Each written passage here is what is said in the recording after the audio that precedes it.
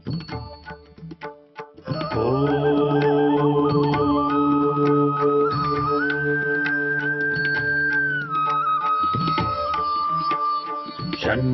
मित्रः शं वरुणः शन्नो भवत्वर्यमा शन्न इन्द्रो बृहस्पतिः शन्नो विष्णुरुक्रमः ॐ शान्ति शान्ति शान्तिः।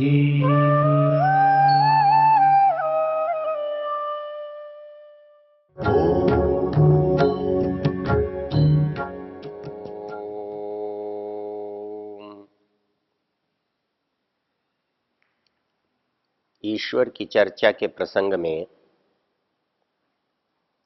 हम यजुर्वेद के 32वें अध्याय पर विचार कर रहे हैं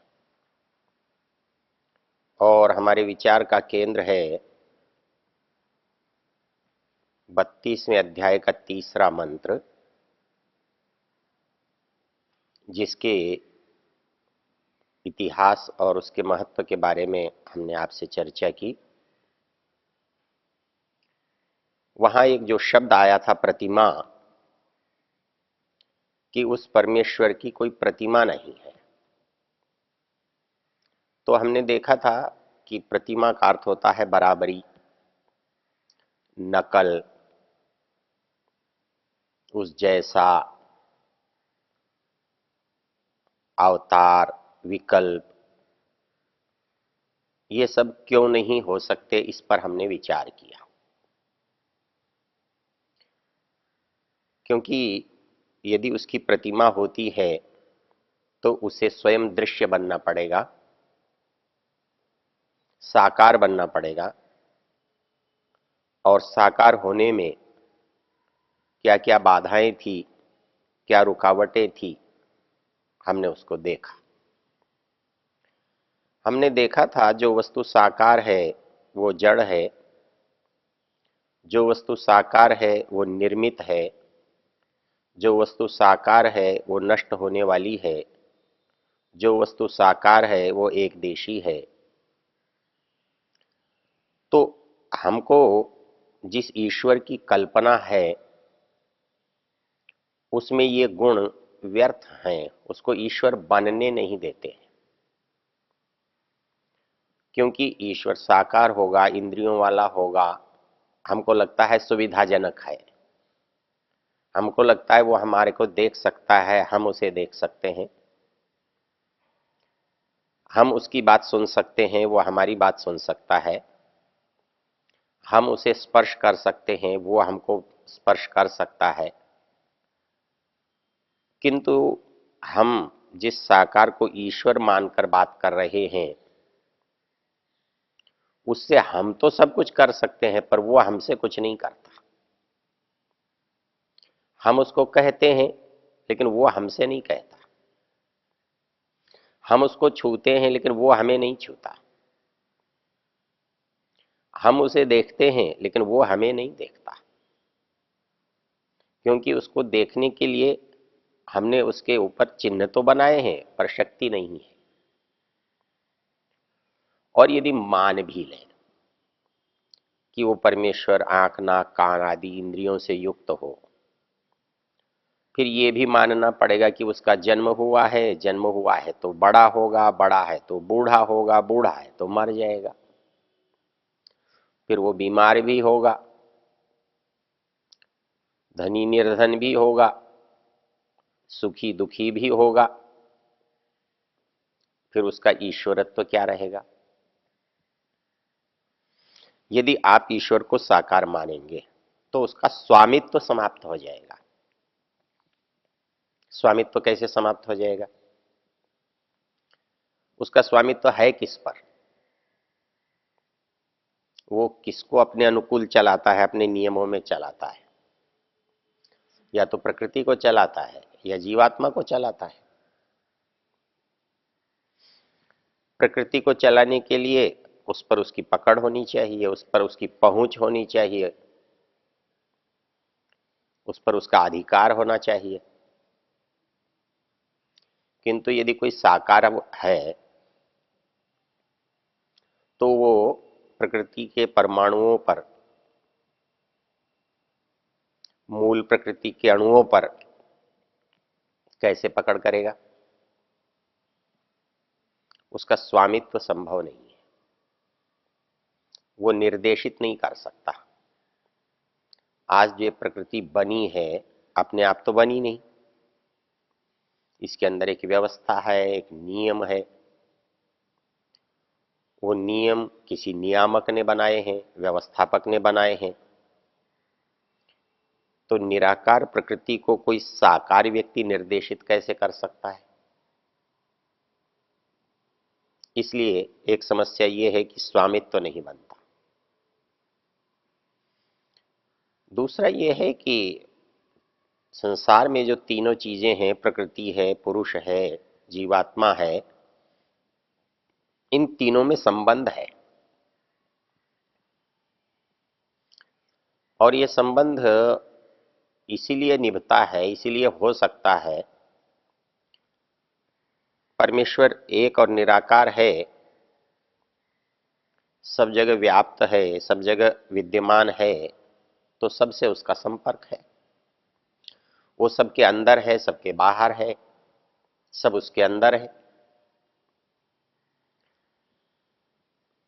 वो यदि साकार हो जाए तो उसका संबंध कैसे बने?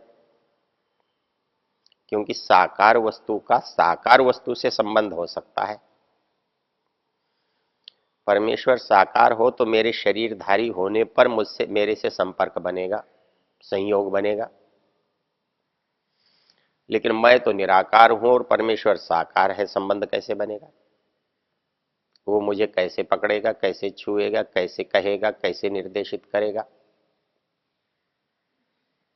इसलिए हमारा कोई संबंध नहीं बन सकता, न प्रकृति से बन सकता, न जीवात्मा से बन सकता। और संबंध बने बिना व्यवहार कैसे होगा? उससे व्यवहार नहीं हो सकता। और यदि मान लें वो साकार है तो वो इसको बनाएगा कैसे? क्योंकि साकार बनने के लिए, प्रकृति के बनने के बाद कोई चीज साकार बन सकती है। साकार प्रकृति किसी को, साकार वस्तु को बना सकती है। और प्रकृति जब बन रही थी तब साकार ही नहीं थी, तो परमेश्वर को आप साकार किससे बनाएंगे? क्योंकि उसको साकार बनाने के लिए संसार के पदार्थों का ही तो उपयोग करेंगे।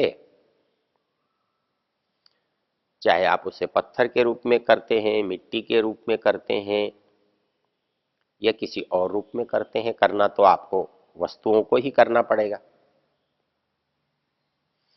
ये साकार शरीर प्रकृति के बाद ही तो बन सकता है। प्रकृति के पदार्थों से बना है, इसलिए प्रकृति के बाद बना है।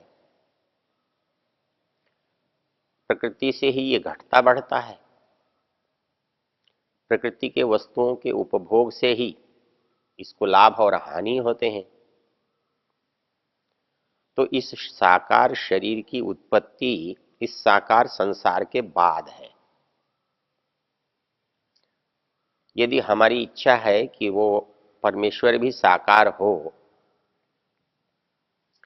तो वो भी साकार तब बन सकता है जब उसको साकार बनाने योग्य उपादान सामग्री हमें सुलभ हो। चाहे वो कचरा हो, चाहे वो घास फूस हो, चाहे वो पत्थर हो, चाहे वो कागज पेंसिल हो, चाहे वो मिट्टी हो, क्योंकि बनेगा तो इन्हीं से। तो इन्हीं से, भौतिक पदार्थों से बनेगा, तो भौतिक पदार्थ पहले चाहिए। यदि संसार के उत्पन्न होने के बाद ईश्वर बनाना है तो फिर संसार को कौन बनाएगा? जड़ प्रकृति में तो बनने बनाने का सामर्थ्य है नहीं। नियम व्यवस्था जड़ पदार्थों में होती नहीं। तो ऐसी स्थिति में ये कहना कि संसार का वो अधिष्ठाता है, संसार का वो रचना करने वाला है, निर्माता है, ये व्यवस्था नहीं बन सकती। तो साकार मानने के लिए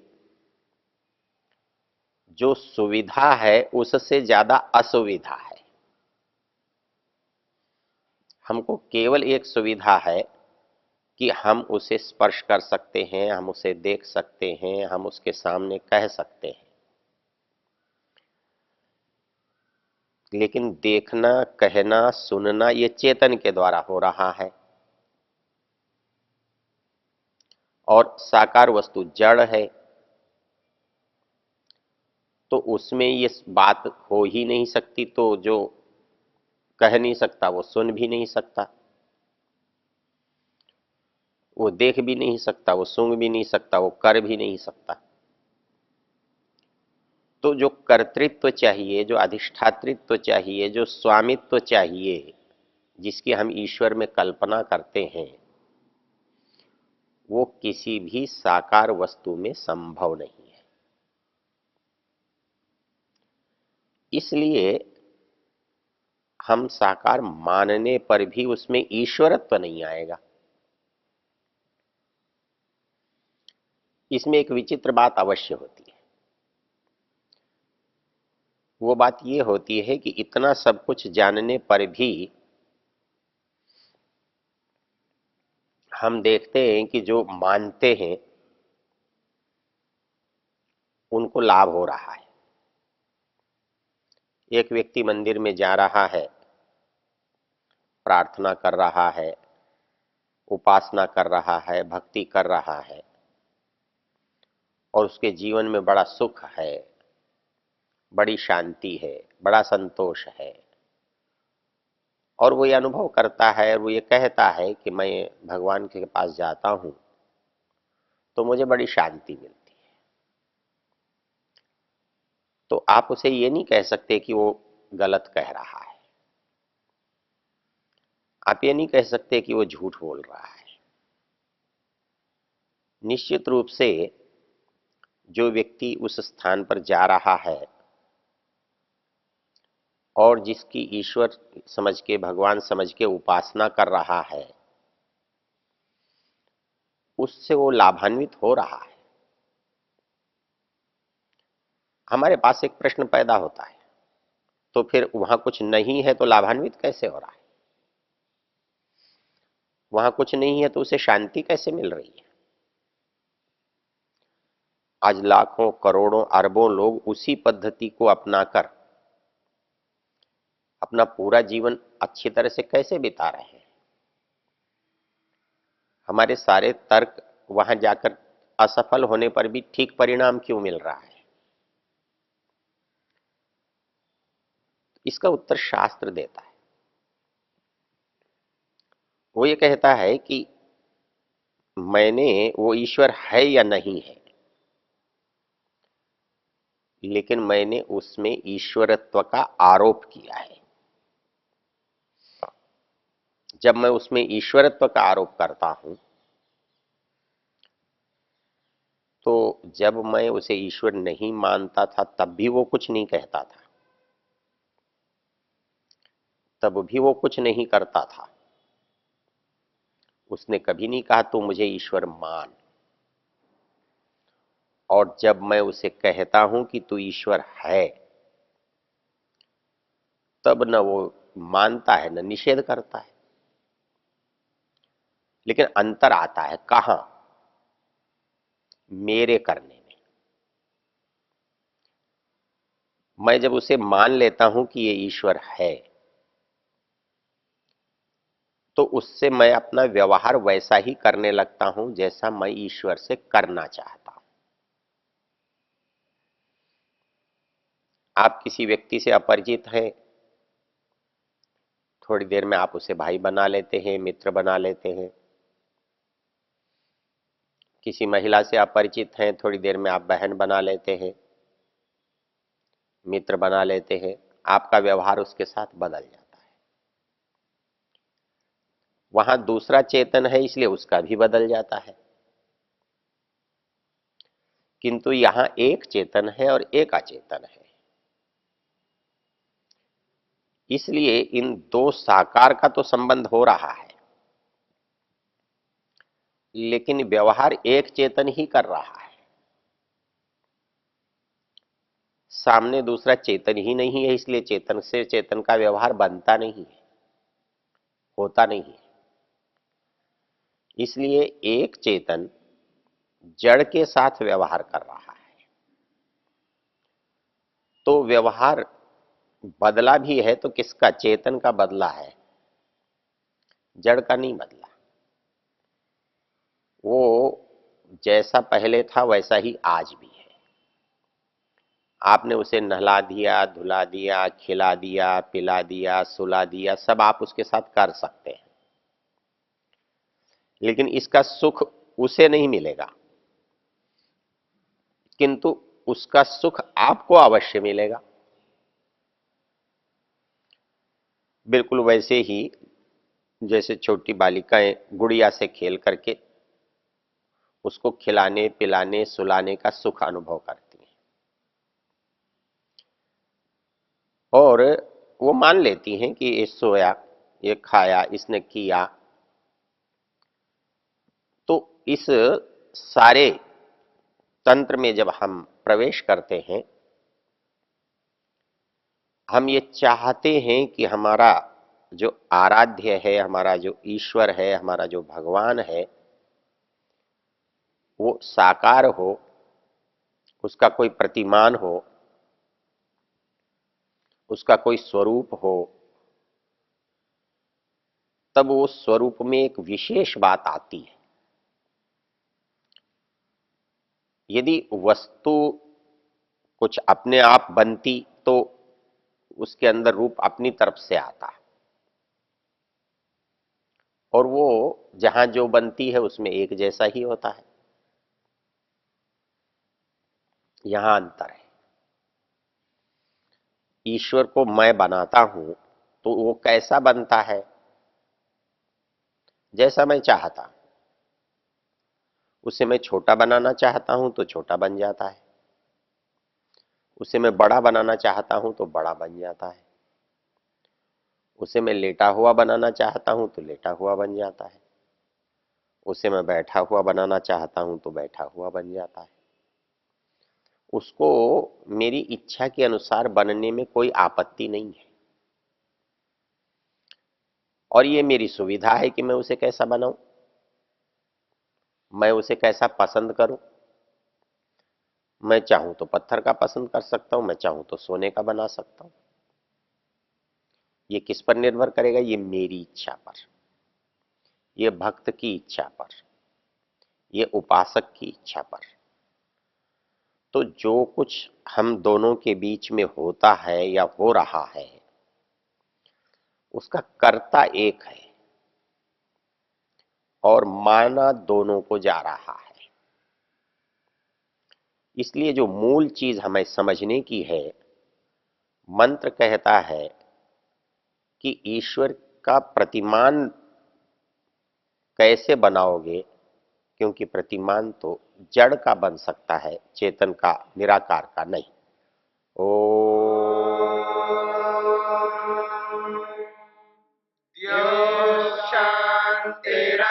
शान्तिरन्तरिक्षं शान्तिः पृथिवी शान्तिरापः शान्तिरोषधयः शान्तिः वनस्पतयः शान्तिर्विश्वे देवा शान्तिर्ब्रह्म शान्ति सर्वं शान्ति शान्तिरेव शान्ति क्षमा शान्तिरेधि